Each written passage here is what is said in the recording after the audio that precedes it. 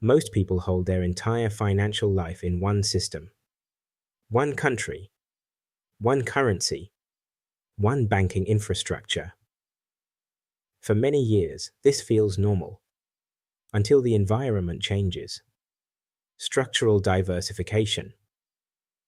In the previous episode, we examined access risk, the possibility that capital can exist while access becomes constrained. Now we introduce something practical: multi-jurisdiction positioning. Clarifying the idea. Multi-jurisdiction positioning does not mean relocation. It does not require multiple passports. It does not require complex offshore structures.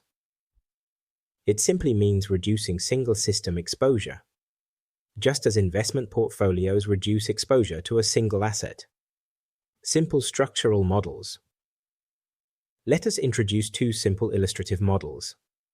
Model 1. 70 or 30 positioning. 70% of capital remains in your primary jurisdiction. 30% is diversified internationally. Different currency exposure. Different legal domicile. Different financial infrastructure. Model 2. 60-40 positioning. 60% domestic. 40% internationally diversified. Both models reduce concentration.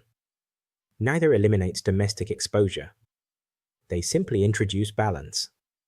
What international diversification might include? That international portion does not need to be complicated. It may include globally diversified investment funds, internationally domiciled brokerage accounts, assets generating revenue in multiple currencies, access to banking relationships in more than one stable jurisdiction. The objective is structural balance, not displacement. Now pause for a moment. If 100% of your capital sits in one jurisdiction, how would moving even 20% change your exposure? Write that number down.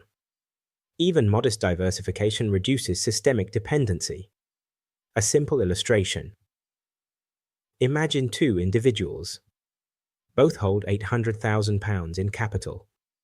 Person A holds everything in one country, one currency, one legal system.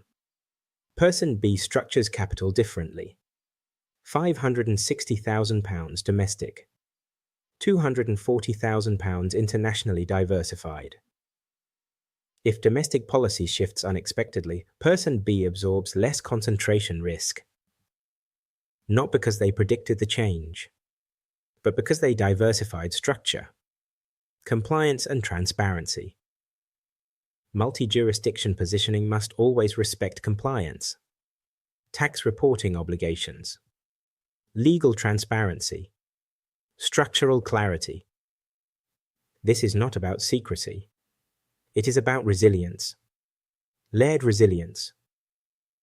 Earlier seasons introduced layers of structure, income layers, capital layers, liquidity layers. Now we add another dimension, geographic layers. Now reflect quietly. Would even partial international diversification reduce your structural dependency? If the answer is yes, then the next questions become practical. When? How much? Through which instruments? Those answers depend on several factors. Scale, stage of life, risk tolerance. But the principle remains constant. Reduce concentration. Increase optionality. In the next episode, we examine practical global diversification models. Simple, accessible, and non-speculative.